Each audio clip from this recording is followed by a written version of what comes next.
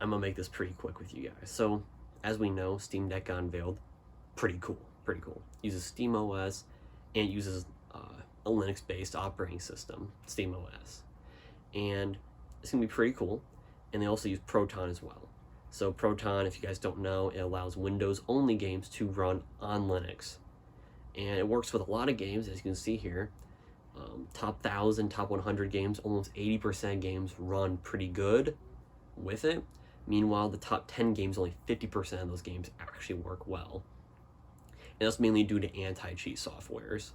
The big news that I saw that not many people were covering were a video from Steamworks Development, and they're talking about the Steam Deck, which this is all legit stuff because it's actually through Valve. It was a top guy at Valve talking about this, and they're talking about how Proton is going to support a lot more games, and it's going to try to work with these anti-cheat systems. I'll roll the clip for you guys right here. Our goal is for every game to work by the time we ship Steam Deck.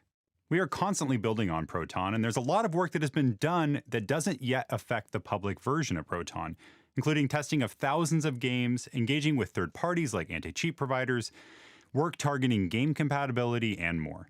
As you guys can see, they're trying to get all this done before the Steam Deck is even in the hands of the average person, which if they can get, Proton working with all of the games on Steam that are available, this will be a major boost for the Steam Deck, and better yet for the Linux community as a whole, because a lot of people use Linux or they don't want to switch because they can't run the games they want to play.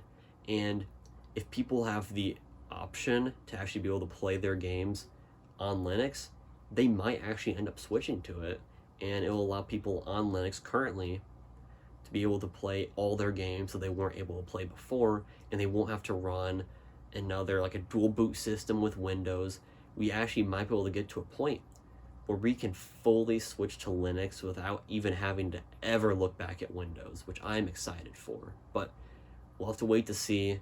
I'm excited for this, and I hope it actually comes to fruition, but we'll have to wait and see, guys, and I'll see you guys later.